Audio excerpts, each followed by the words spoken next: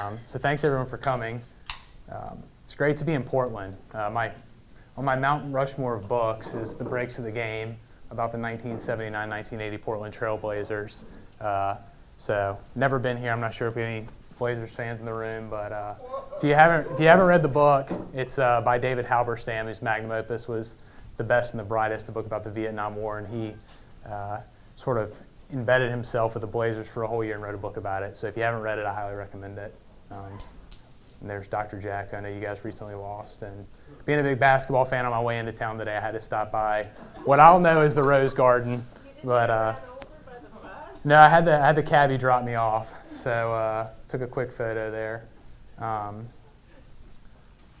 So a little bit about me. My name's Trey Smith. I'm the COO, as Chris said, of NextGlass. I'm a big Carolina basketball fan. First and foremost, there's me and my brother in Cameron Indoor Stadium. We beat Duke that night by 18. So, in my neck of the woods, college basketball reigns supreme. Recently got engaged. My fiance's put up with me working in investment banking and private equity and now for a startup. So she's a real trooper. If you couldn't tell, for me, being the only person in the room probably without a Mac, I come from a finance background. I'm a reformed investment banker. For the first 2 years of my life, I worked in investment banking, and I think probably half of my friends thought this is what I did. The other half thought that's what I did. So half thought I really lived it up, half thought I was a bank teller. My perception of what I did was that. It was basically an Excel monkey. You work 2 years in banking and a year in private equity, and you get impossibly good at Microsoft Excel. And not very good at anything else. And so before I get into what I do and what we do and what feeds into all this, I want to show you guys how the application works. So at the risk of being a little, this is a little bit of an advert. I'm going to tell you about NextGlass. It's a new app that predicts how much you'll enjoy any bottle of beer or wine. Let's face it. Choosing wine can be confusing. Most of the time you try the same boring bottle, afraid to try something new. With NextGlass, there's no risk. By learning the chemistry behind what I like and dislike, NextGlass can compare my personal taste preferences to each beer or wine's unique DNA and tell me how much I'll like any bottle. Just point your phone at the label and get your score. See? 3.6 out of 4.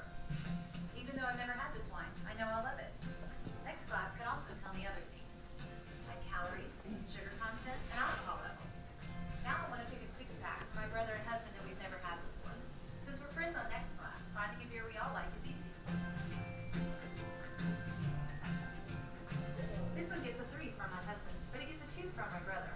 Let's try another. This one gets above a 3 from all of us. Perfect. I can even share it with them so they can get excited too.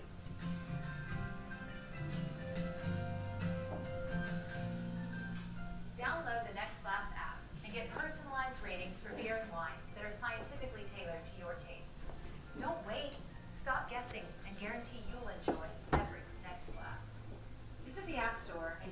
All right, sorry for the commercial, but that's the best way to explain what we do, because a lot of it's visual. It's tough to put some of that stuff to words, and you guys were the first people to see that. That got done today. So thanks for putting up with that. So a little bit about what I do at NextGlass really sort of falls under 3 categories.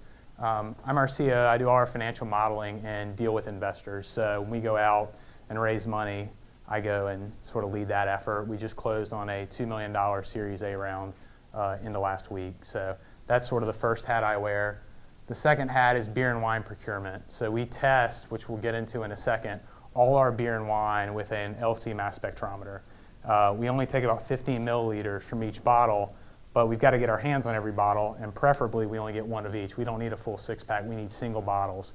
And so when you talk about the 3-tier system of beer and wine distribution and sales in this country, sometimes that can be difficult, especially when you don't have a liquor license. The last thing I do sort of falls under multiple umbrellas, or one big umbrella, I guess, is just sort of what everyone at a startup does. You wear a lot of hats. So if someone has a problem in Microsoft Excel, I get a call. When we negotiated the lease for our lab space, you'll see, dealt with that, hired our scientists, that type of thing. And then, maybe most importantly, I get to represent some really bright technologists and scientists who are much smarter than I am, and get to come talk to people like you about what we do, which is really exciting to be able to put what they do into words that mere mortals like myself can understand. You know what? That's actually a big problem we have, is we end up pouring a lot of it out. I can help that. Yeah, we give a lot of it away. We give as much of it away as we can. So before we get into how we use science, machine learning, and augmented reality to empower consumers like yourselves to find good beer and wine, I want to talk a little bit about how consumers shop present day for food and beverage. We obviously shop visually. So this bread looks pretty good, right? I mean, pretty appetizing. Well, this bread company cared so much about the way customers perceive their product that they printed the bread on the packaging. So that's not the actual bread you're seeing on that packaging. That's a print, it's a print on the bag of bread. I mean, a lot of money goes into consumer packaging. Shop off price. I left the world of banking and finance to work at a startup, so price matters a lot more now than it used to. I think we can all sympathize with that. Consumer shop off price. Shop off nutritional content. What's the fat? Is it gluten-free? Were any cows harmed in the making of this cheeseburger? That type of thing, right? So all the nutrition matters too.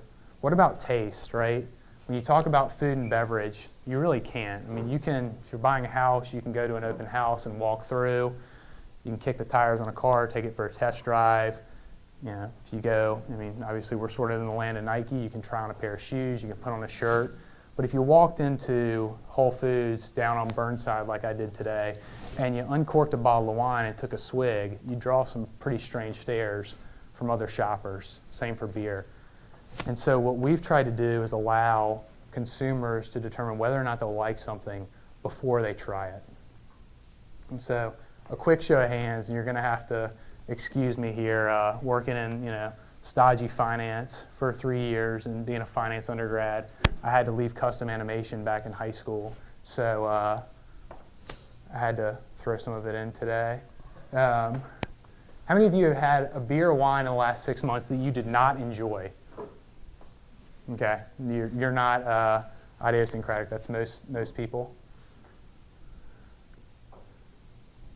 Look at that. How many of you would like to explore new beer and wine but aren't excited about the prospect of risking $10 to $30 and being dissatisfied? Okay, most people. Yeah, we're lucky enough to have the CEO of Harris Teeter, which was a big regional publicly traded grocery store in the Southeast. It's not as big as Whole Foods, but they were recently acquired by Kroger. But we get all their Vic card data, which is their loyalty card, and we've seen it. And this notion that sommeliers have that people want to explore and experiment and try new bottles, it just doesn't hold up for most Americans, right? All the major wine industry rags, Wine Spectator, Wine Enthusiast, there's 81 million wine drinkers in this country. There's fewer than 500,000 subscribers to all those publications. So there's not that notion that sommeliers have, it just doesn't hold up for your average consumer. Custom animation's come a long way since 6th grade, I gotta tell you. It's impressive. How many people in this room can relate to the following description of a wine? This wine had a hint of cassis and lingonberry with aftertones of bacon, espresso, and tobacco box. So we've got 2, 3, 4 people that can relate to that. Well, I didn't even know what a lingonberry was, so I looked it up. It's a short evergreen shrub in the heath family that bears edible fruit. It's native to the boreal forest of the Arctic tundra. And then cassis is a syrupy liquor of low alcoholic strength made from black currants. I still don't know that really helps me very much. When you talk about these descriptions, we don't think they're very informative. And when the experts try to describe wine, they're no better than we are. You look at this Kay Vintner's Washington State Cab Blend. Wine Enthusiast is a small text for you guys, so I'll read it out. They described it as having a generous dose of Cayuse funk, along with solid and deep flavors of earth, stem, herb, and wild brambly fruits.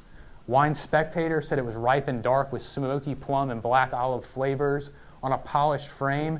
They said to drink it between now and 2014. Robert Parker said it had earthy minerals, black cherries, tapenade, whatever the hell that is, truffle, violets, blackberry, and he said to drink it anytime from 2014 to 2020. So there's no consensus among the experts either, even if you wanted to go off of what those guys had to say. And so Kurt and George Taylor are co-founders. Father, son, Kurt was adopted. I'm kidding, they look just alike. So Kurt and George had the same problems a lot of us have. They were out to dinner. They ordered a bottle of wine. It was very highly rated by Robert Parker. A sommelier that George knew, who knew his palate, recommended them a bottle. They had it and they hated it. The bottle wasn't corked. There was nothing wrong with it. They just didn't enjoy it. And they said, man, you know, we've got pretty good resources. I mean, George, before we started NextGlass, was a pretty sophisticated wine drinker. Kurt, not so much, but he liked wine. And so with all, you know, these resources, a sommelier, a Robert Parker rating, you know, that's as good as you could get. And they still had a bottle that they hated. And there's Robert Parker. Look at this sexy devil. He looks like he's having a lot of fun drinking wine. We don't think wine should be that serious. We think it should be fun. And so now we talk about how we do all this. And so Kurt and George, as they thought about this problem, they said, okay, you know, how do we solve this? George's background was in machine learning. He took an enterprise banking platform called Phoenix International Public in the late 90s and then ran a quantitative hedge fund and spent a lot of time around machine learning and said, look, you know, the people that make successful recommendations at scale are Amazon, Pandora, and Netflix. Those are three, I mean, everyone knows they're ubiquitous. And so we spent some time looking at how they made recommendations to their users. Amazon, item-based collaborative filtering. You know, product X is like product Y. If you like X, you'll probably like Y. Tens of millions of data points, hundreds of millions. In fact, Amazon had a program called Book Matcher early on where they asked users for 20 ratings before they'd recommend you a book, and people weren't real keen on the recommendations. They weren't very accurate. So until they had all this information about their products and how users were interacting with them, they didn't make very good recommendations, and we'll talk about why that's important in a second. Pandora, the Music Genome Project, people sit in sound booths and score songs on 450 plus attributes. It's somewhat objective, but there's still obviously some subjectivity when you have individuals sitting in a room rating songs. It's not a machine. You can't be totally objective. But they get quite a bit of data. Netflix, originally they had a program called Cinematch. It was about 75% accurate. In 2009, they sponsored $1 million prize, and a team of AT&T guys, I believe, they called their team Belcore, came up with a pragmatic chaos algorithm, and that upped their accuracy, their ratings up to about 85%, so pretty strong. And so when you talk about how we approach the problem, we said, okay, look, there's this massive cold start issue, right? It's the chicken and the egg. I can't get enough data to make accurate recommendations until I have a lot of data, right? And I'm not going to get a lot of data if my recommendations aren't accurate at the outset. So it's a huge problem, right? If I recommend you a bad song, you can hit thumbs down and move on 2 seconds later, no skin off your back. You're willing to go through a little bit of friction for Pandora to be accurate. Same with Netflix. Amazon was able to turn it on after they had enough data where they could be deadly accurate, but they weren't at first with Book Matcher. They struggled. And so for us, what we needed to do was define the product, not define the user. Because if I recommend you 2 or 3 bad bottles of beer or wine, you're not going to trust me and stay on my platform. You're going to go look for another way to receive beer and wine recommendations. And so to do that, to get that data, we thought, okay, what if we take liquid substances and run them through scientific instruments? Let's see what data that produces and see if any of that translates to taste. So we partnered with the David H. Murdoch Research Institute in Kannapolis, North Carolina, which is just outside of Charlotte. And it's a little bit like Noah's Ark for science. They have, instead of 2 of everything there, they have 1. I mean, they literally have 1 of every instrument that you could get your hands on. It is state-of-the-art. David H. Murdoch was the Dole Foods chairman, so he dumped several $100 million into this facility. And so Kurt and George sent 50 Pinot Noirs, 50 Cab Sauves to DHMRI and said, hey, test each of these bottles on every instrument you have, and give us the data. And so after a month, they sent over the results. And George, from his prior life, knew a guy named Sean Owen. He may be familiar to some of you in the room. We think he's sort of one of the 10 foremost experts in machine learning in this country. He went to Harvard. He's a senior engineer at Google. He recently sold his machine learning firm Mirix to Cloudera, where he's the chief data scientist. So he's a big slouch. You can tell he's not done much in his life. But anyway, Sean and George had a relationship, and so we got all this data. George sent it over to Sean and said, "Hey, Sean, take a cut at this, build us out a prototype, and let's see if any of this data that we got from all these instruments translates to taste." And this is the most text-laden slide in the whole presentation, but it also is important because without this, we wouldn't be here today. So we held tasting trials after we had all this data and had our recommender built out. So participants served random wines during tastings, enjoyed the wine, which means gave it a 3 or 4-star rating 44% of the time. So, and these were people that we brought in. They weren't just random. They were people who said, "Hey, I like drinking Pinot Noir," or "I like drinking Cabernet Sauvignon." They weren't just people that we picked off the street who might not like wine to begin with. These are people who said they liked wine. So less than half of them liked Pinots or Cabs recommended to them at random. And so then we provided the recommender prototype with ratings, both positive and negative, from those users. They each had between 6 and 10 bottles that they rated for us. And then we took that data, plugged it into the recommender, and were able to generate a positive recommendation to a user, meaning they rated it a 3 or 4, about 83% of the time. So almost double the success rate from going, just a totally random bottle of Pinot for the Pinot drinkers or Cab Sauv for the Cab Sauv drinkers.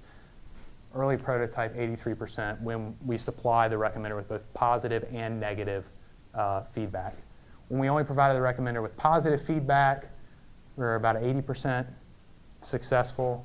And when we only gave the recommender negative feedback, 67% successful. So it helps to have wines and beers that you do and do not like for us to make you recommendations. We don't need a lot.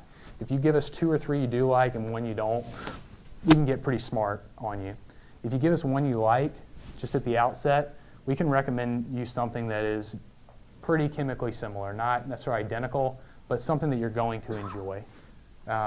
And when we provided the recommender, it works both ways, right? When we provided the recommender with positive and negative ratings from a taster and then gave the taster a bottle at random, we were able to predict whether that taster would like that bottle or not 78% of the time. So we said, okay, Eureka, it works. I mean, we felt like we were onto something. We got a question? Only if you do stuff with the controls to try the other thing, give high ratings to bottles that reckon are probably bad.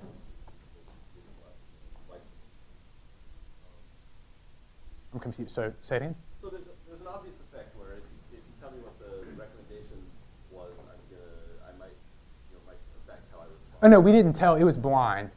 So we got their ratings. We gave them 6 to 10 bottles. Said, provide us ratings on these bottles, and then we recommended them to them, and they did not know whether we thought they were going to like them or not. No, it was totally blind. Good question. And by the way, these are probably going to fly off the shelves now, but for every question, you get a bottle of wine. So who's next? Anyone? Okay. Why 4 stars? Yeah, it's a good question. So we talked a lot with machine learning experts like Sean and people who had done other ratings-based apps. So anytime you give a consumer too many choices, it just paralyzes them. And so I'm not able to deliver a rating on this bottle. I'm not an incredibly sophisticated wine drinker, I mean, mea culpa. But I can tell you whether I really like this, whether I think it's pretty good, whether I don't like it very much, or whether I hated it. And most consumers have that level of, or their palates are that discerning. The reason we go with 4 instead of a lower or an odd number like 5 is you get a Gaussian distribution if you take 5 ratings. And so it helps us if the ratings are evenly dispersed. And if you give people a middle option, they'll migrate towards that. So that's why we do 4. So it's basically, even if we did 10, 20, 30, people are used to seeing wine ratings on a 100-point scale. So even if we did a large number that wasn't 100, people, they're not confident enough in themselves, I'm sure as hell not, to give you a rating on, a 25-point scale for this wine. But I can tell you whether I really liked it, whether I sort of liked it, didn't like it so much, or absolutely hated it. And so that's why. Another question in the back? How do you work with all the different liquor laws to actually get samples? Like Oregon's a liquor control state. How do you work with that? Yeah, that's a really good question, and that's something I've had to spend a lot. Can you pass that now? That's something I've had to spend a lot of time dealing with. So we're fortunate enough to have the North Carolina ABC Commission. They like what we're doing. We have a former member of the ABC Commission on our advisory board, and so we don't have a liquor license, so we have to go through retailers in the state and outside of the state. And basically, North Carolina is willing to let us bring beer and wine in, provided we can't get it in state in quantities that your everyday person couldn't. So you just get a one-time permit, basically. And so every time we bring in wine from California or a beer shipment from New York, we've got to go about it that way. But yeah, it's something that we had to deal with at the onset, and it was a big risk factor. It's a good question. Another one? It's really going quickly. Yeah. How do you account for variations in the age of the beer as proper storage temperature? Yeah. So you'd be shocked at the way that beer and wine are distributed.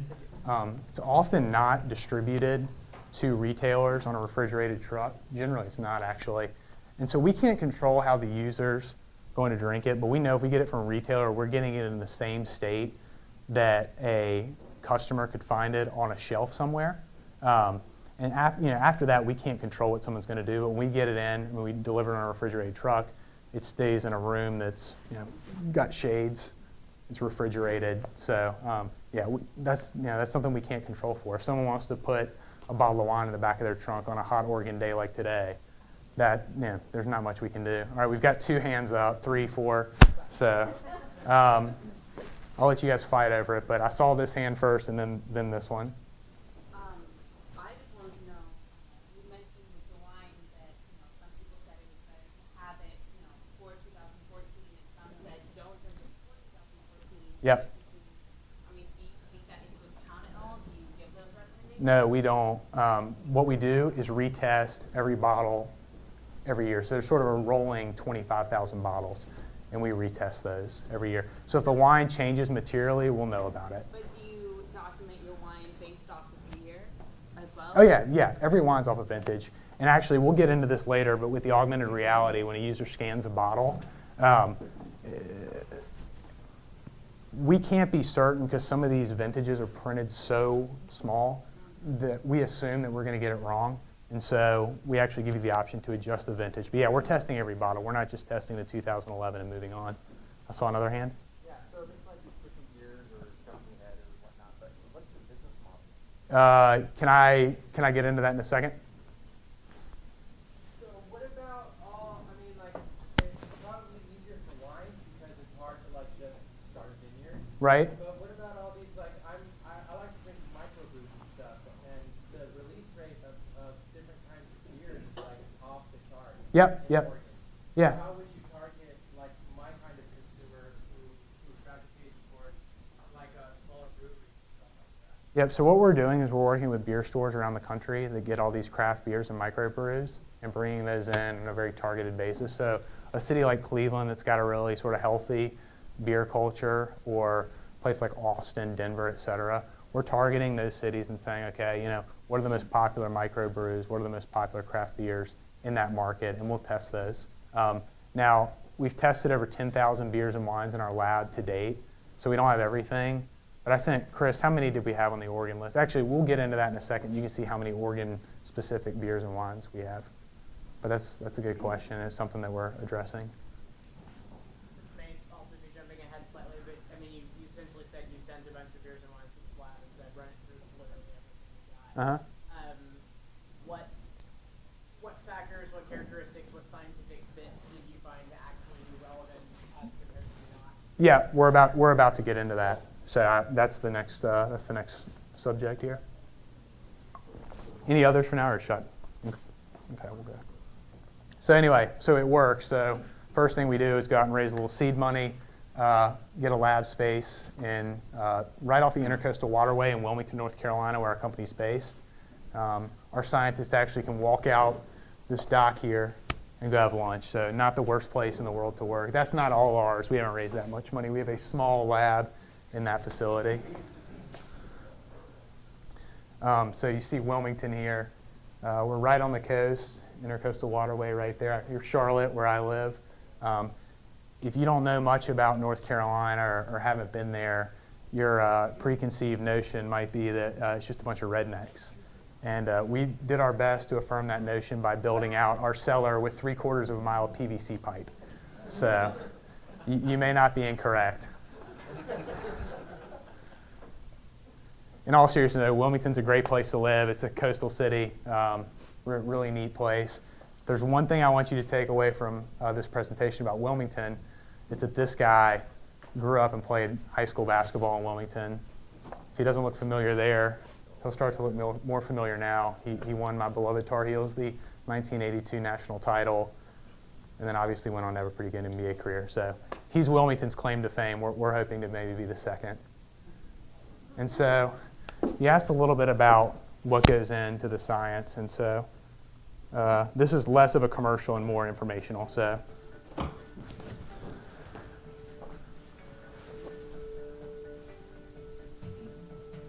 music's pretty catchy too, huh?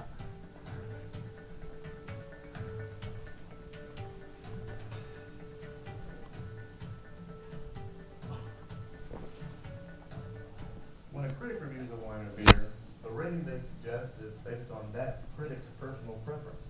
There's our redneck The cellar. preference of the person who's looking for the recommendation. However, science knows no preference. So as a result, it's more of a fit for the user. It's your taste as opposed to that other person's taste. With the proper application, science does trump the critics. And NextGlass's proven science relies on the most important taste of all, yours. One of the instruments we use to test our beer and wine is a Thermo Fisher Orbitrap. It's actually a high-resolution mass analyzer.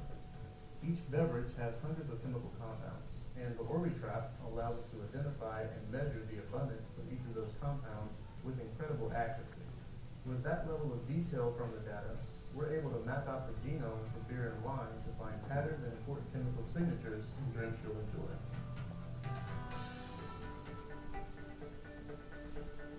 So when wines come in the door at NextGlass, they'll first be inventoried. We'll use a barcode to be placed on the wine bottle. That barcode allows us to track the wine through the lab. Once it's been barcoded, it's actually scanned and imaged and put into our inventory. And then it'll move over to the sampling area, where we'll take a 15-millimeter syringe, push through the cork of that bottle to take out the sample. Those samples are then placed in auto-sampler vials for the mass spectrometer, as well as the 8400 chemical analyzer. Once we've run all those tests on the mass analyzer and the chemical analyzer, it's taken over to the mass analyzer software where it's processed. Once data comes from the mass analyzer software, it's sent over to the development team. They then process that data and turn it into results for the user. To build NextGlass Laboratory, we spent months investigating various instruments, designing methods to ensure that we collect the best data, and filing patents regarding our revised process. So for NextGlass, the science is well known, it's well documented in many peer-reviewed journal articles. And as a result, we feel very comfortable with our science. It's not the science that's new, but more or less the application of the science. And with it, All right, there we go. So if that didn't answer your question, I can go into a little more detail, but basically they ran it through, or our bottles, through dozens of instruments, and the one that really translated accurately to taste was a high-res, accurate mass spectrometer. And we use both LC and GC, which is liquid and gas chromatography.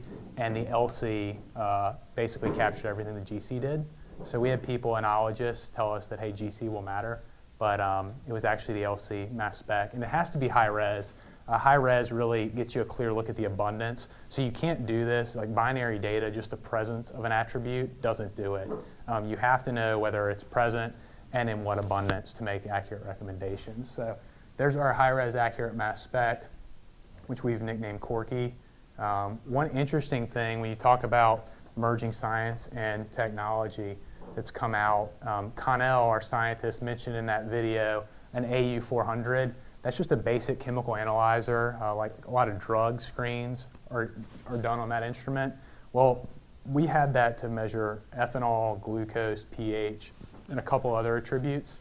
Well, we've rendered that obsolete. The machine learning, with the Mass Spec, we get 22,000 individual attributes out of every bottle. We were able to back in to everything that the AU400 gave us using machine learning and the Orbitrap data. So, I mean, the compound or the solvents that were going into that instrument, being able to cut those out for a startup trying to conserve cash was a big deal. And we're writing patents around that because, I mean, this instrument's ubiquitous. It's in every hospital drug lab you'd find. And so machine learning was able to help us basically get rid of that, which was nice. Talk about wine by state. I had the question earlier here. At the risk of offending anyone in Corvallis or who went to school there, I went ahead and went with the yellow and green coloring here for Oregon. So you guys are in 5th place here. The reason New York's so high is because we had a large wine order from New York. That skews a little high.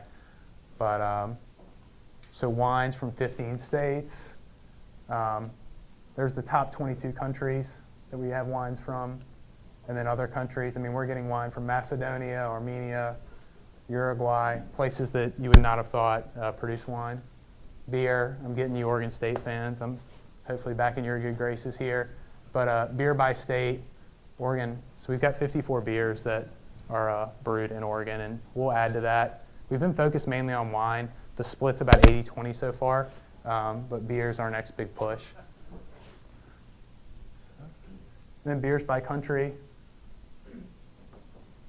And then just other countries that are represented with 5 or fewer. And we've got a beer from Haiti, Nicaragua, Kenya, Finland, Cyprus, Vietnam, Philippines, all over the place. And so just to recap what's going on in the lab, we're using the LC pump to break apart the beer and wine sample. What that is we're basically pushing every sample through a column that's full of absorbent material. And essentially what it's doing is it's measuring race time. So a smaller compound is going to get through the column more quickly than a heavier compound. So if you think about, like, if I were to square off against Usain Bolt, he's going to get through anything quicker than I'm going to get through it. And so it's going to know based on that time, okay, you know, if he's going to run a 9.6 100-meter dash and I'm going to run like a 15.6, it's going to know, okay, you don't even have to watch us do it. You just know based on the time that it takes him to get through. That's Usain Bolt. Same thing's going on with the compounds. Smaller, lighter compounds are getting through the LC column more quickly, and so the Mass Spec knows what those are. The Mass Spec is then measuring the content of each sample. Talk about abundance, that's what's going on there. So we're measuring tens of thousands of chemical elements. We also get 16 images of every bottle, so we have a lot of information about the labels, and a lot of that matters. And then we get other beer and wine characteristic data. You know, it's not just the juice, so to speak, that matters. There are people who have inherent biases against bottles with screw tops, bottles with synthetic corks. There are certain types of people in the Southeast who are a little stuffier and stodgier. We have people that won't put a bottle with a dancing bear on the label on their table.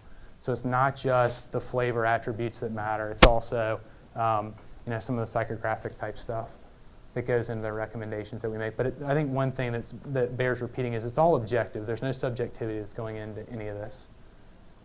And so when you talk about what we do with all that data and how we make accurate recommendations is through machine learning. And you know, we start off in the lab. I mean, that LC Mass Spec can pull out hundreds of thousands of compounds. So, you know, 200,000 plus. I know you guys are soccer fans. I know the Timbers have had some success, hosted the MLS All-Star Game. So, you know, there's 200,000 people. And so right off the bat, our scientist, by running a short run and using a certain type of LC column, he weans it down to about 20,000 attributes. So about the same number of people as you can fit in what I'll always know as the Rose Garden. But there's a tremendous number of calculations that are going into us making a recommendation. And as you saw the user in the video at the top, it needs to work in a store. A user needs to be able to walk into a Whole Foods or a beer or wine store, pick up a bottle, scan it, and receive a recommendation very quickly. When you're talking about changing consumer behavior, if I've got to stand there for 5 seconds, 10 seconds and wait on a recommendation, we've failed. And so what we've done with our machine learning, well, before I get to that slide, I mean, we have too much data. And this is a good thing because it's harder to add data than to cull. We have the opposite problem afflicting Netflix and Pandora. Those guys would like more attributes on each of their movies or songs. We need less. And so what we do is we cull it down to several hundred attributes that we've determined with our algorithms actually drive user enjoyment of a beverage. And that makes it workable in a store. And so we talk about optimizing, and I talk about using it in a store and delivering accurate recommendations. There's two things that matter, the attributes and the algorithm. So we talk about the attributes, right? We go from 200,000 that are out there plus that we could scan down to 20,000 in the lab, and then we cull it down to several hundred. And we've got a live feedback loop going. So when we're receiving user ratings and when we're adding new beers and wines to the system, we're constantly getting feedback on, okay, which attributes matter, which algorithm is most successful in making accurate recommendations. And so with the attributes, I like to think of it like a line change in hockey. For those who don't watch hockey, substitutions are made on the fly. There's no timeout being called. The ball doesn't have to go out of bounds. They're just constantly happening. The same thing's happening with our attributes. As we're learning more and more about what matters, whether we add a distinct beer from Haiti or a user start, in a certain geography, start rating a wine or beer a certain way, we'll start to see, okay, these attributes that we thought didn't matter and we're sort of sitting here on the sidelines, they actually do matter. And so we're substituting those in. At the same time, we're pulling some out. And so that's constantly refining for us, what attributes are going into feeding our algorithm. When you talk about the algorithm of the model, it's really a blend of algorithms. At any given time, we're running 30 different algorithms and then using root mean squared error and other measures of variation to determine which are the most accurate. Got a question? Just a question on the attributes. Yep. Just in your experience, did you find out that coffee notes actually ties back to this particular? No, that's a good question. We haven't tried to do that. We think we can, but the problem with that, if you think about it, is like we saw with the experts on their recommendations, where you might sense a coffee note, I might not. And so what we really have to do is say, okay, what's a coffee note for you or what's a coffee note for me? We can't say, hey, this is a coffee note for everyone. And so we've talked about doing some of that and providing flavor profiles for the wines and beers, but they have to be individualized, so we'd have to know a lot more about you. We just can't do it for a broad swath of people. Excuse me? Have you noticed profiles of the people tasting? Like, you said that you might taste coffee and I might not.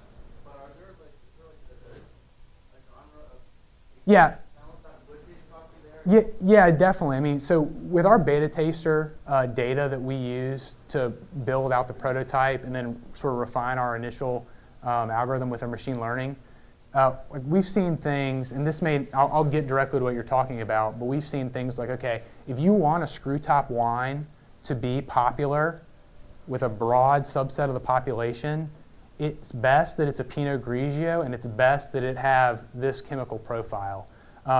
We've seen certain things in red wine that we know the more abundant they are in a red wine, the more likely it is to be popular. And we've also seen some gender and age types of, profiles break out. But yeah, no, I mean, there's definitely sort of a good anecdote is George, our co-founder. He hates French wine, but he recommended a lot of Cabs and Pinot Noirs. He's a red wine drinker, and the prototype said, okay, you're going to love this French wine. He was skeptical. He went and had it, and he loved it. And that's anecdotal, so that doesn't really do much because anecdotes are worth nothing to us. But we're starting to see some of that, and as we get more ratings and deliver more recommendations, we'll see more of that come out of the data. Does your business model or future business model consider taking your data back to the vineyards and Allowing them to reverse engineer wine? We've talked about that because we do know there's an appetite for that data. We know a guy who ran a business and exited it successfully, that basically integrated with POS systems in restaurants, and then took that data, anonymized it, and sold it back to the big alcohol companies, so Diageo and Anheuser-Busch. One thing is, and I guess we can go ahead and hit on this, so it's a marketing platform. So when you scan a bottle of wine, let's say your average, are you a wine drinker or a beer drinker? Beer. Okay, well let's pretend you're a wine drinker just because I've got this anecdote in my head. But okay. So let's say you pick up a bottle of wine. This is just easier. Let's say you pick up a bottle of wine and you're normally spending $15 on a bottle of wine. We'll know based on what you're scanning, sort of what your price range is, what you're comfortable with. And so when you pick up a $20 bottle of wine, we know you like something about that. Maybe you like the label. Maybe a friend told you it was good, but you picked it up for some reason. And when you pick that up and scan it, and we tell you that you're going to like it, well, if you put it back down, clearly price was what's bothering you. And right now, when you talk to all the big grocery stores, all Total Wine, Bevmo, Amazon Wine, you name it, wine.com, what we hear from those guys is the only way they can move wine that's not moving on its own is to discount it. But groceries, I mean, that's an incredibly, they operate on incredibly skinny margins, grocery stores do. Every bottle of wine that most grocery stores sell, they're making between a 25 and 30% gross margin on. And that's astronomical for the grocery space. And so for them to be able to, when you pick up that $20 bottle and you start to pull it away, when we display that augmented reality tag, we know, okay, if we tell you it's a 3.7, you should have bought it because you picked it up, we told you were going to like it, you clearly like something about it. So when you go to pull that away, we can pop you a promo right then and there and say, okay, here's $2 off, depending on what your state's liquor licensing and discounting laws are. Or if you're sitting at home and search and say, okay, find me the best porter, okay? We can say, okay, here's a list of porters that you're certain to enjoy, rated from 4 down to 1, and you can just sort of search through those. And when you see one you like, you can click on it and say, okay, where can I get it? And the first release is not location aware, but eventually there might be 5 grocery stores or beer stores that pop up within 10 miles of where you're currently at and say, okay, we've got it.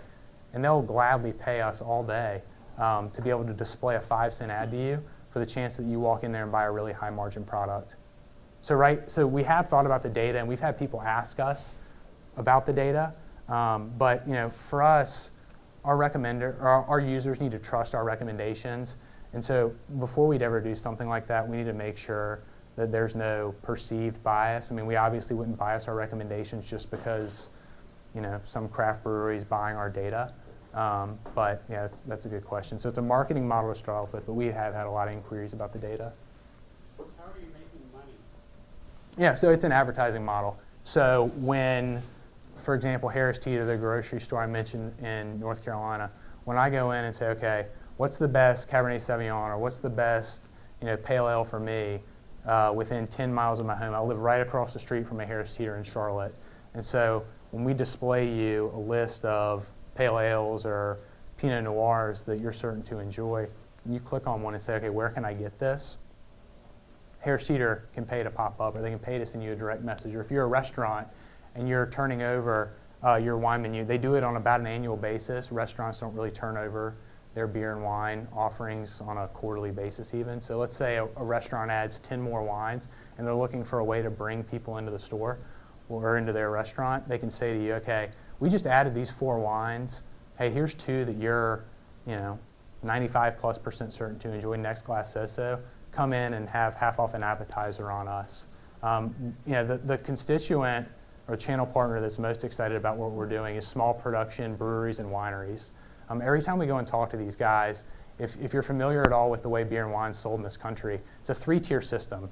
So if you're a small production winery in Oregon, right, how are you ever, if you're producing 2,000 cases and you don't have a robust marketing budget, which you're not going to have if you're producing 2,000 cases, how are you ever going to connect with me in North Carolina? And your wine might be the very best bottle for me in the entire country, but how am I ever going to find out about you? You're not going to market North Carolina. You're not making any money selling through distributors. Those distributors are taking anywhere from 25 to 35 points on the sale. So the only way these small production wineries and breweries make money is through tastings and then direct to consumer. And so for us to be able to enable a small production winery in Oregon to say, hey, show us the 300 consumers in Missouri who are going to love my wine, and then be able to connect with them directly through the application. That's incredibly valuable for them to be able to sort of cut the distributor out of the process. You're talking about having a bunch of different sort of genres, if you will. Have you done any sort of experimentation with geographic distributions? Like I'm from the South, like you are. I grew up in Alabama and Georgia. Okay. Here, and everybody puts hops in their beer. Right. People would not believe it. It appears to me to be a regional Ye- thing. And I'd be interested to know things like that. Yeah, we've seen some of that crop up. We don't have a wide enough, so our beta tasters, there just wasn't a wide enough distribution. I mean, we solicited, we had a couple thousand, and so there wasn't enough to be statistically significant to say, hey, people from the Pacific Northwest have strong preferences to this versus people from the Midwest or the Southeast. But I mean, It's a thing that the platform would support. yes, it's location aware. Cool. Are you going to offer this through a website versus an app? Yeah, so we've talked about that, and we do think there will be a web-based offering. But right now, when we launch in mid-September, it'll come for free through iOS and then for Androids. Yep. When are you going to do booze? When are we going to do what? Booze. When are you going to do spirits? Yeah, so we were actually testing some of those this week. We're also testing soft drinks. We think it'd be really cool. Like if you like Sunkist and Mountain Dew, what's the best wine for you? We think that'd be really neat. And so we're waiting on a truck full of wine to get from California to North Carolina. So we had a week to kill. And so tomorrow in the lab, they're testing basically every type of soda we could get our hands on. So we've got, everything's patented, beer, wine, spirits, you name it. But yeah, at the outset, I mean, beer and wine, there are obviously more beer and wine drinkers than there are spirits. So we're focused on beer and wine initially, but yeah, that will be in the hopper and coming pretty soon. Just wondering, the 200 attributes, so how does it become statistically significant, that many? Usually, I used to do a lot of stats, right? You get 3 or 4 or Right. 5 variables, but you're saying you have 200 that can help? Yeah, there's 200 plus that contribute and make a difference. They're definitely, definitely skews towards 20 to 25.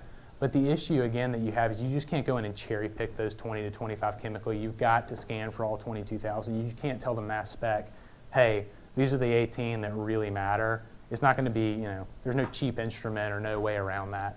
So yeah, there's definitely some that matter more. There's 30 to 40 that matter more than, your next 100, for example.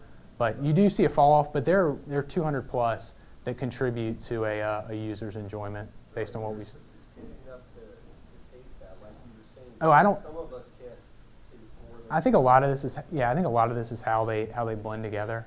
I don't think anyone is saying, okay, I sense a lot of chemical or compound 137 or anything like that. No, I don't think that the user's actually aware of necessarily what they're tasting, but those are driving enjoyment. We do know that much.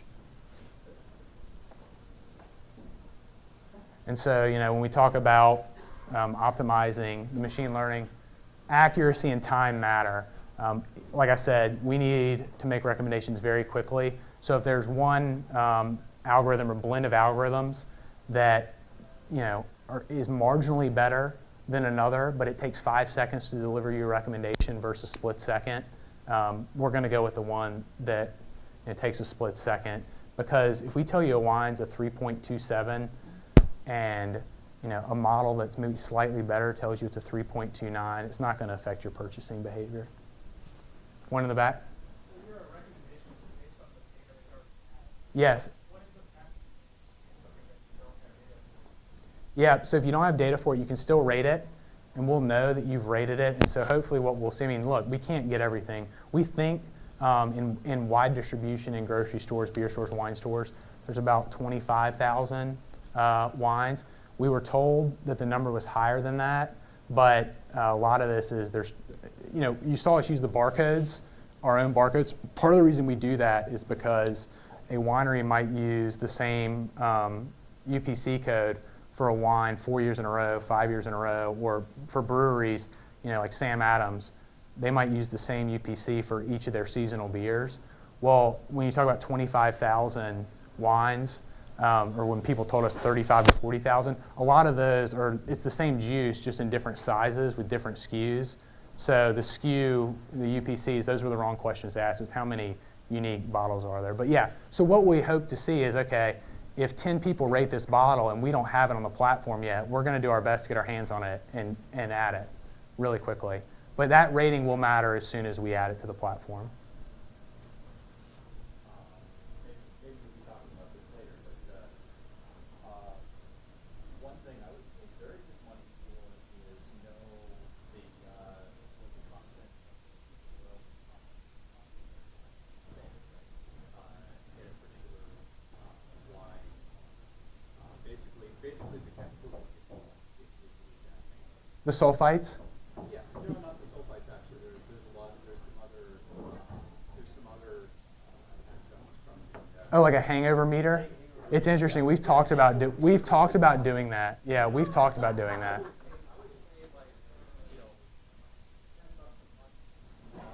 Yeah. I'm going to mark that down because we've talked about that because you saw we can provide. It's interesting. Like the ABV is oftentimes different than what's on the label, or sugar content, that type of thing. And so, I think we'll be able to tease that out. But we have talked about that. So, got another one in the back? Yeah, so you actually have a guy that's ordering beer all day? You're looking at him. Wow. Yeah, so it's interesting. When you talk about like disrupting an industry, a lot of distributors. This is an anecdote that I could not believe, but since we don't have a liquor license, we have to go through retailers. And so we went through a retailer in New York, and he sends me all these lists from distributors. And some of them, are, they have to actually put the data in Microsoft Excel. They don't have it in Excel. But he told me that he got an invoice printed out for him on a dot matrix printer from a distributor. So it's a big problem, and it's one that we spend a lot of time on, and that we're looking at other ways to do it. But yeah, it's a big Microsoft Excel problem right now. We're talking about like the climate protect the water profile. Mm-hmm. What affects that? Are different profiles different sizes in storage media? When you say load a profile, you mean load a recommendation? Yeah. Yeah, so when we cut down, and this may be, I'm 2 questions deep maybe on what you're talking about, but when we tried to sort of use all 22,000, it's just there's too much math. There's too many calculations going on, it's not quick enough. When we get it down to 400 or 500 attributes, it works pretty quickly. Does that answer your question? Well, I guess my question is the recommendation being done online or is it being done locally? Like if the person's device already kind of has... No, it'll cache, right? If you scan a bottle and then you put it down and you pick it back up, it's cached. But we're doing it all ahead of time. Yeah, no, the calculations are happening ahead of time. And so we talk about functionality. The first piece is reverse search, which you saw our actress in our video do. She picked up a bottle, she scanned it. You can also search. So, some people aren't, they're going to want to see what beer and wine they like, and they're not going to be in a store. So you can also just search using text function. And we provide you a score. I've been campaigning internally to change this to like Magic 8-Ball rather than reverse search. Our marketing guys tell me no. But I think it's perfect because it's like shaking the ball when you're scanning the bottle.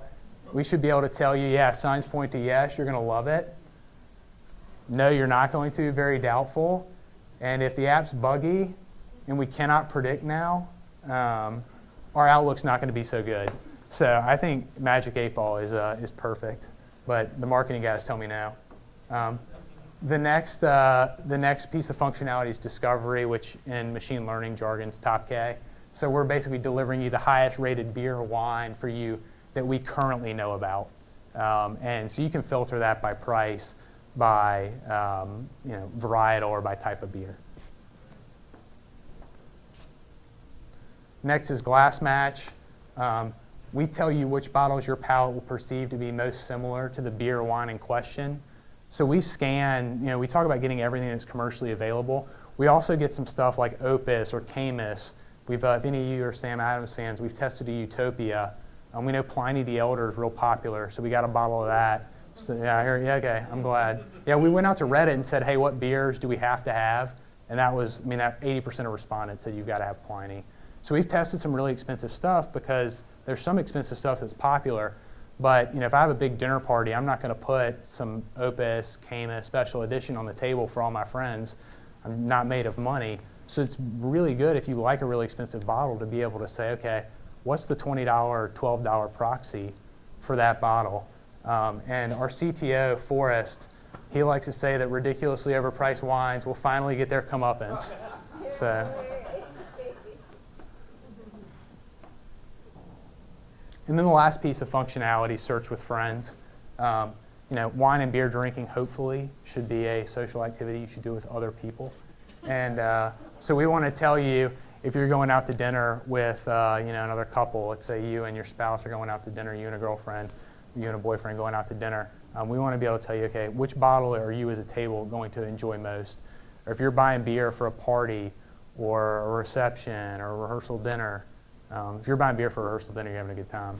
But we want to be able to tell you, hey, here's something that everyone will enjoy, or here are 5 bottles if you have a group of 25 people that everyone will like. And so the last piece of this is augmented reality. So we were ready to go and ready to launch, I guess, back in the spring. And we had a basic tile-based app that looked like everything everyone sees. It was pretty boring. And Forrest, he just saw talking about the overpriced wines getting their comeuppance, was sitting around saying, okay, AR is a really hot space right now. You have the Oculus Rift stuff. Amazon Flow, if any of you use that. There's a lot of news about AR. And Forrest is probably the most creative person I know. The guy plays 7 instruments. He's done work for Sony, Universal, Nike. He worked on a visual effects tool called Mocha for a group in the UK called Imagineer Systems that won a Academy Award. So even though he doesn't exactly have McConaughey's jawline, he's sort of he's our resident Oscar winner. But very bright guy, and he said, hey, AR is perfect for this. It's an interesting thought experiment. When I was down at Whole Foods today getting the wine, I was in the one right on Burnside. They have like the beer freezer that you walk into, and I'm watching this young girl, not too young, she was at least 21, but she was picking bottles up and just turning them around and looking at them. And I mean, I was just sort of sticking around watching her, looking at stuff so she didn't think I was stalking her or something. But she was in there for a good 10 minutes before she made her decision. And so we said, okay, we think we can aid in the purchasing decision using AR. And to us, augmented reality should be natural and unobtrusive. It should aid in the purchasing decision. It should not be gimmicky and gratuitous. And lastly, it should really augment reality. So her reality at that Whole Foods today was picking up bottles and trying to figure out, okay, which of these am I going to like? Which do I want? She couldn't do it. And so we want to augment her reality by helping her with that. And so I want to show you what we think augmented reality should not be.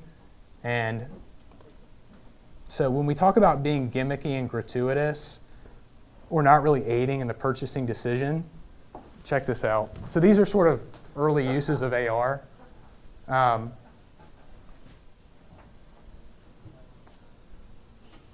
So check out what this cat does. He picks this up and then he sees her. So pretty gimmicky, I'm not really sure that that's going to help me.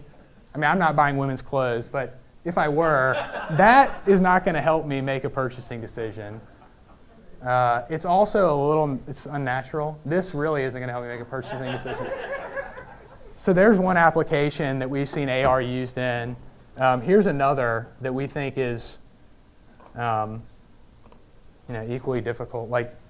My fiance, there's no way that she's going to do this to try on clothes. We just don't think that these are really good uses. But when you talk about walking and picking up a bottle and we're telling you whether you're going to like it or not, we think that's aiding in the purchasing decision, and we also think it's natural. And one video that I wanted to show you, another way we think it's natural, and this will not roll out in the release in September. Uh-oh, that's not good. Hang on. I think it's been sitting up there too long.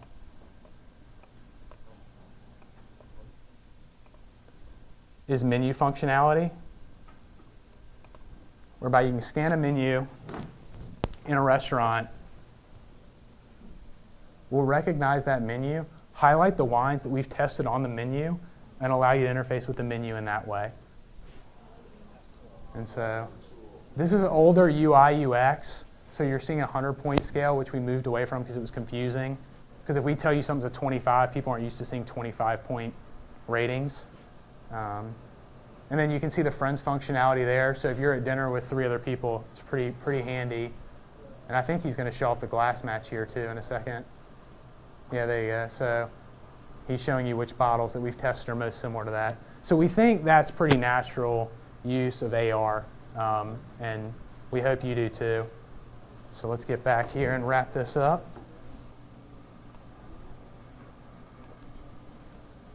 And so if you want access to the beta, we're rolling it out a month before we launch in earnest. So if you go to nextglass.co, my marketing guys would kill me if I didn't do this. So if you go to nextglass.co, this is all you'll see. If you go here, enter in your email, we'll send you out a beta over test flight. You can tell us what you think of the functions and functionality and features. I'm going to get it out there eventually. And we'd love to hear from you, just hear about your experience. If there's beers, microbrews that we don't have that you want us to test, we'll get them on there for you. Any feedback like that, we'd love to have. We have too many cheerleaders. I think that's one thing that's been interesting for me, working at a startup, coming from finance. In finance, everyone wants to tell you, no, this is wrong, you can't do this, this won't work. When you work for a startup, especially in a place like Wilmington or in the Southeast where everyone wants someone to succeed and sort of be the next big thing, everyone tells you how great you are. We need more people telling us, you're not so great, giving us feedback that's tough. Because the cheerleading is great and it keeps us going, but it's not additive to our users. So if there's things that you see that you don't like, please tell us. Is it iOS and Android? Yes, iOS and Android. And thanks a lot for, we got a question. Yeah, I guess we should do Q&A, but. You almost touched on it. I was wondering how much processing is done on the phone? On the phone itself? Does it upload the image that you're taking, or does it identify the bottle in question and Yeah, send that up? Yeah, so it's identifying you don't take a picture of it, it's doing it real time. So it's identifying the bottle, but none of it's happening actually on the phone. It's all in the cloud. Well, now if you pick one up and scan it, you put it down, and then you pick it right back up, it's cached. So that's on the phone, but otherwise it's all right. How do you deal with the issue of Wi-Fi connectivity inside the grocery store? Yeah, so it'll work pretty well with just your cell service. That's one reason people are like, oh, you should put kiosks in grocery stores. Well, you can't do that because the Wi-Fi is no good and the power supply is, kind of finicky.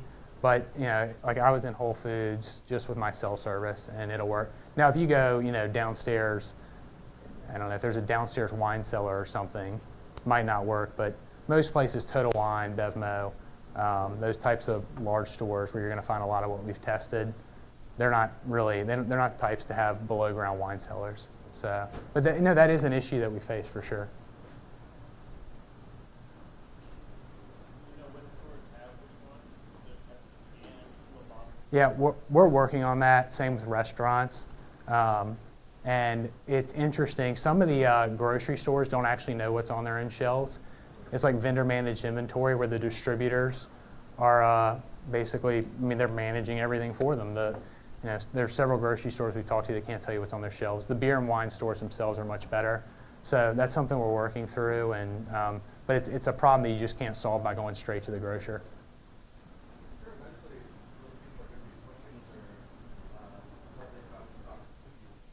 Yeah.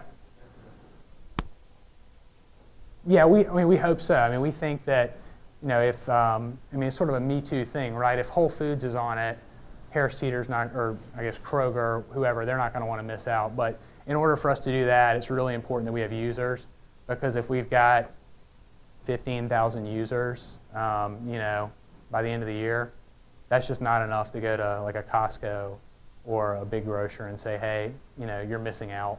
So a lot of this will depend on the number of users that we're able to drive onto the platform, and a lot of that's why we went with the AR. We think it's a neat interface that people will talk about. If you're scanning a bottle of wine in a grocery store and someone sees you doing that and receiving a score, it's sort of a process that people are going to observe. It's much, you could be doing anything on a tile-based app, no one's going to know. So we hope that sort of increases the virality of what we're doing. Who do you think your target audience is? Yeah. Yeah, I think people, like me, frankly, who don't know that much about beer and wine, like to drink beer and wine, but are not, experts, aren't sommeliers. I think it's most Americans. I mean, I mentioned earlier, there's 81 million wine drinkers in this country. There's another 40 to 50 million beer drinkers on top of that. And there were, fewer than 500,000 subscribers to those major wine publications. I think most people have this problem. I do think it'll skew younger. I think beer drinkers will be early adopters. But anyone who wants to discover new beer and wine, without the risk of buying bad beer and wine, we think is an ideal user. What about rated on other apps? I've got like 200 users rated untapped. Yeah, we've seen some user data and ratings from those apps and have been able to use that to sort of see, okay, does this hold up across apps? It's not something we're doing at this time, but I'm sure it'd be nice if we could find a way to work with those guys. Especially, you talk about like Drink or Vivino, Delectable. They're not really in the business of providing recommendations, and we're not in the business of selling beer and wine. We think that selling beer and wine through the platform will make users think that we're biased and pushing certain beers and wines on them. So we're staying away from that. So we think the guys that are doing that may play ball with us a little bit, but we'll see. Anything else? One more in the back. What's more valuable to you, the technology for tasting the vintage or all the information that you gather? What's more valuable? Yeah. That Mass Spec's pretty expensive, so it's valuable to us. Initially, for sure, the data from the Mass Spec's more valuable than the user ratings. It gets back to the cold start issue I talked about. If we don't know what's in the bottle and we can't develop these chemical profiles for the beers and wines that we've tested, we can't make good recommendations to you. It's the same issue Amazon had with Bookmatcher. Right now, you probably don't have any Right. nobody, Yeah. eventually somebody will be like, wow, this better go really well. No, yeah, I've heard it said that absence of evidence is not evidence of absence, and so we've looked at a lot of other apps that don't necessarily make recommendations, but used to, and they just couldn't do it. They couldn't get over the cold start issue, and so even though you download, I'm not going to name names, but there's some apps that people in this room probably have on their phones that used to make recommendations that don't anymore, and it's because they couldn't. So just because it's not out there doesn't mean it doesn't exist, or didn't exist, I guess, in that case. So everybody loves the data. Once you get your user base, how do you plan to keep them with competitive apps like Untapped or? Yeah, for sure. So user adoption is great, but ultimately we need engagement and stickiness. We're obviously gamifying the app, so you scan, and we've talked about different ways to do this, but you scan 25 bottles or 10 bottles, and we give you a 10-point scale, so you're familiar with being on the platform. And the 4-star scale has kind of grown old, so we'll give you the 10 or 100-point scale. It's a little bit like what Waze has done, that type of thing. Where, okay, I can report a cop and get a badge, that type of thing. When you scan 5 beers, you get a badge that you can share with people. We think the social engagement will help. We think the AR is neat, being able to go in and scan. But you're absolutely right. User engagement is, at the outset, maybe not as important as adoption, but shortly thereafter it becomes more important. Because if people are downloading it, I have a friend who talks about, you don't want to build a zip line. I'm going to rip this from him. Anyone, I would guess most of you probably have been zip lining, right? It's fun to go do once, but it's not the type thing, even if I told you could do it for free every day this week, you probably would say no. Don't build a zip line. You need to build something that people want to go do over and over again. And so, you're exactly right. Any others? Okay, well, thanks for having me. It's been great to be in Portland, and thanks for listening. I appreciate it.